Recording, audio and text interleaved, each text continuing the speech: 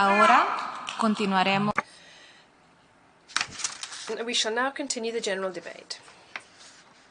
The Assembly will hear an address by His Excellency Charles Michel, President of the European Council of the European Union. I request protocol to escort His Excellency.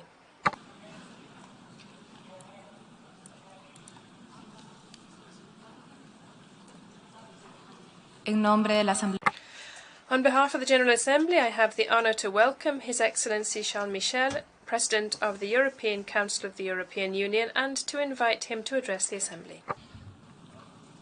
Madame la Présidente, Madam President, Secretary General, Excellencies, ladies and gentlemen.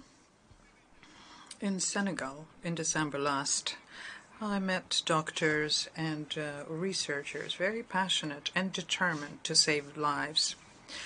And thanks to international cooperation, they created within the Pasteur Institute a center for vaccine production equipped with the most promising technologies. And several months later, in Borodyanka, in Ukraine, I met with children and I saw in their eyes the horror of a war. And I've heard stories about violence against women, about rape, about torture, mass graves, and the merchants of death.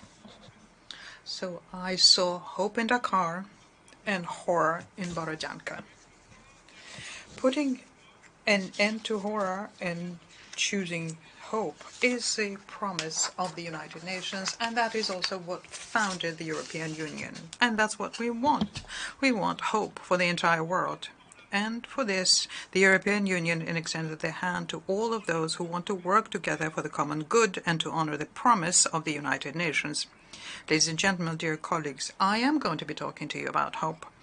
But first, it is unfortunate, I'm going to have to talk to you about war. Any war is a denial of humanity, and all suffering are worthy of the same involvement, be it in Yemen, in Ethiopia, in the Sahel, in Myanmar, or in Ukraine.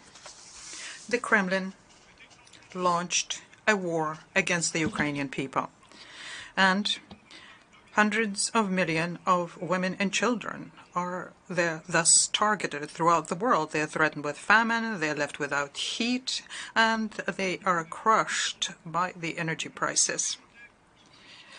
The Kremlin is leading a hybrid war. This war combines armed violence with poisonous lies. The poisonous lies. The security of Russia is supposedly, for years, has been threatened, and I say this in inverted commas, by the West. That's false. The Kremlin is trying, and in vain, I hope, to mobilize the entire world against an imaginary enemy. Absolutely no one has threatened, attacked, or invaded Russia. And no one, absolutely no one in Europe wanted a conflict with Russia. What interest would we have in imperiling the security and prosperity of everyone? The second lie is that this war is supposed to prevent an alleged genocide of the Russian-speaking peoples in Ukraine and to de-nazify the country. It's false and it's repugnant. A genocide is a specific, intentional, total or partial elimination of a national, ethnic or religious group, and therefore no one, except for the Kremlin, would have remarked a large-scale massacre committed nowadays by the Ukrainians against other Ukrainians. And what is a so-called liberation, but it results in the killings of the Russian-speaking people and the destruction of their infrastructure of their cities? And lastly, the third lie is that the aggression against Ukraine is just a simple special operation and not a war. Once again, this is false and outrageous. It's a war. And the mobilization announced a few days ago of hundreds of thousands of reservists only confirms that. Banning the very name of war in Russia and imposing up to 15 years prison sentence for that does not change the nature of the the event. It only shows its shameful character. It is a war. It's an unprovoked aggression, illegal and justified, which is trying to change internationally recognized borders by the use of force. It is not acceptable, and it's because we need to stop the Kremlin war machine that massive economic sanctions became unavoidable. And let me now move on to the fourth lie, according to which the sanctions triggered shortages of foodstuffs and fertilizers. That is false. It was Russia, even before the war, which decided unilaterally to drastically reduce the level of its grain and fertilizer exports, thus promoting the volatility of world markets. And it is Russia which decided to impose a military blockade on the Black Sea ports, thus making it impossible to conduct maritime trade. And it was the European Union which opened the corridors of solidarity by road, through which tens of millions of tons of foodstuffs have already left Ukraine, and it's an agreement broken by the Secretary General Guterres, which opened a naval corridor in the Black Sea, contributing to a price drop in the world markets and reopening the resupplies to Africa, Middle East, and Asia. And today, the pinnacle of cynicism, it is the Kremlin which threatens once again to not extend this agreement signed with the United Nations. And once again, it is the most vulnerable countries who will be the main victims of that. In fact, there's a very simple solution to end this food crisis which is threatening us. Russia needs to stop the war, withdraw from Ukrainian territory, and lift its blockade of ports. Ladies and gentlemen, Your Excellencies, this web of lies clashes with a moment of truth and sincerity. A year ago, in a written statement which was published, Vladimir Putin affirmed, on the basis of historical fantasies, that Ukraine, according to him, is not a nation and is not a legitimate state. So this is what is at the heart of this thinking, but no one is fooled by that, and the sham referenda will change nothing here. Ladies and gentlemen, Excellencies, in 1963, at the time of the founding of the Organization of African Unity in Addis Ababa, Modibo Keita, the first president of independent Mali, said the following, and I quote, "Imperialism is a manifestation of domination by a man over another, of a society over another, of a people over another, and of the will to at any cost impose their way of thinking, their way of life, and their way of political and economic development." End of quote. Imperialism and revanchism. These are the foundations of this war of colonization, which is targeting Ukraine and which is deliberately flouting international law and the United Nations Charter. And it goes as far as threatening the use of nuclear weapons and of using, at this time, the largest European nuclear power plant as a military base. This must stop. This is not acceptable, and we support the efforts made by the IAEA Director Rafael Grossi to restore security at the Zaporizhzhia power plant. Ladies and gentlemen, I am telling you in the most solemn way from this rostrum that the European Union is asking no one to choose between East and West, between North and South. But there is a choice that needs to be made. And the choice of the European Union is to choose for the respect of borders and not aggression, for cooperation and not threats. It's to choose a rules-based order and not the law of the strongest. At this very rostrum, in 1948, one of the founding fathers of the European Union, the Belgian Prime Minister at the time, Paul-Henri Spaak, spoke directly to the Soviet Union. And he said, and I quote, "We are afraid because in this assembly, You have made yourself the champion of the doctrine of absolute national sovereignty, and we wonder how an international organization can reach its goals if this outdated and reactionary doctrine is triumphant. Ladies and gentlemen, today, Russia makes you afraid. The Kremlin brought war to Europe and is acting like a blackmailer.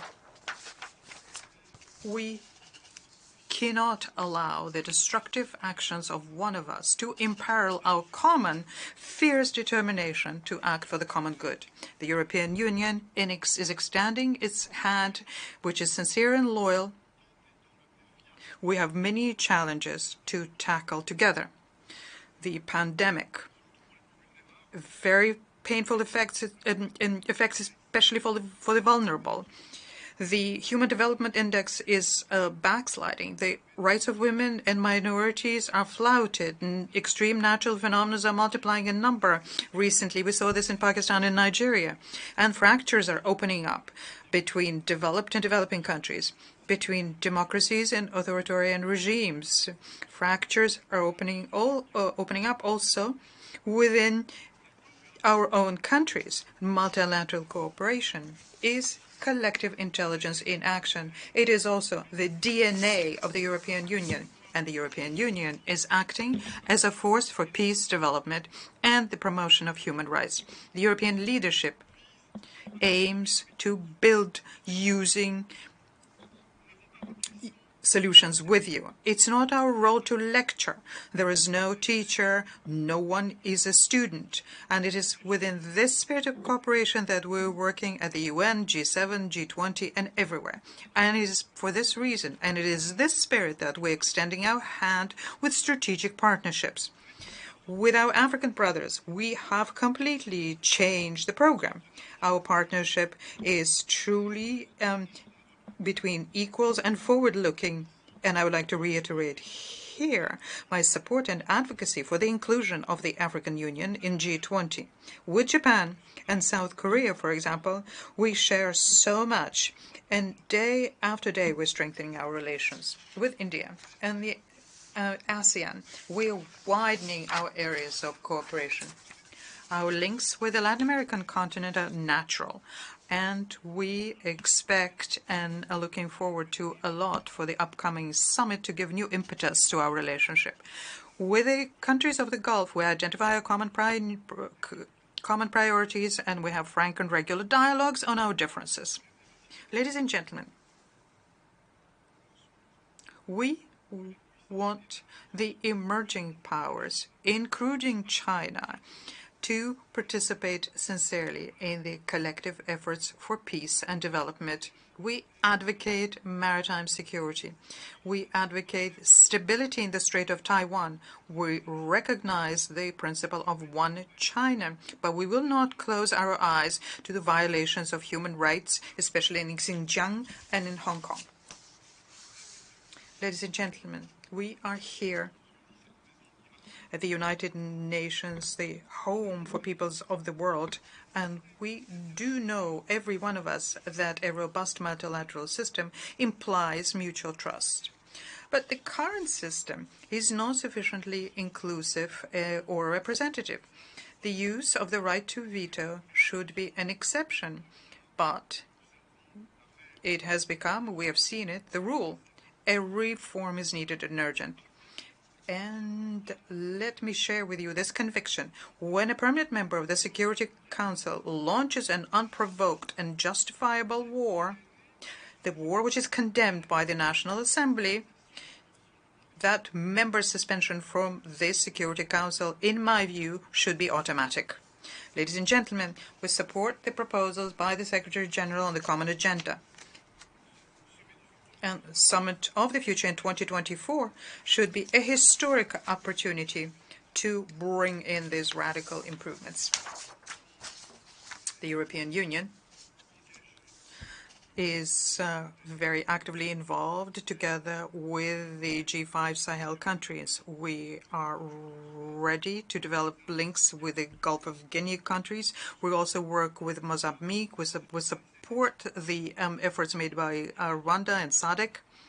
And with our High Representative for Foreign Affairs and Security, Joseph Borrell, we spare no effort to try and bring back the JCPOA on the Iran nuclear issue.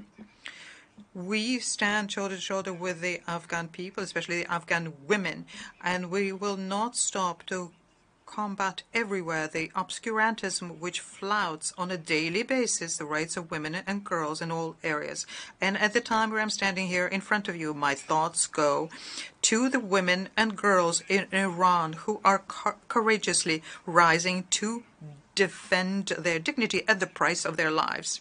In Yemen, we are witnessing a serious humanitarian crisis, and the people of Yemen have the right to peace. We support the efforts made by the Special Envoy, Grunberg, to convert the current truce into a lasting ceasefire. The peace agreements between Arab states with Israel is progress in the region, but the Palestinian people has been waiting for far too long and in vain for any progress towards its own future. The Palestinian people cannot become the forgotten entity in the global landscape. This two-state solution of Israel and Palestine peacefully living together with a security assured for everyone remains a priority. And I have an opportunity to personally become engaged in a difficult negotiation with the President of Azerbaijan and the Prime Minister of Armenia. Violence must stop, and the objective must be to resolve the conflict to bring in lasting peace and prosperity in Southern Caucasus. Leadership is to show the way, of course, but also leadership means delivering results. When it comes to energy security, we have been far too dependent for far too long, imperiling our security, our prosperity, our sovereignty. Energy and climate change are the two sides of the same coin. Overcoming the energy crisis means pushing back the climate danger. Protecting our biodiversity and our oceans is to safeguard our future.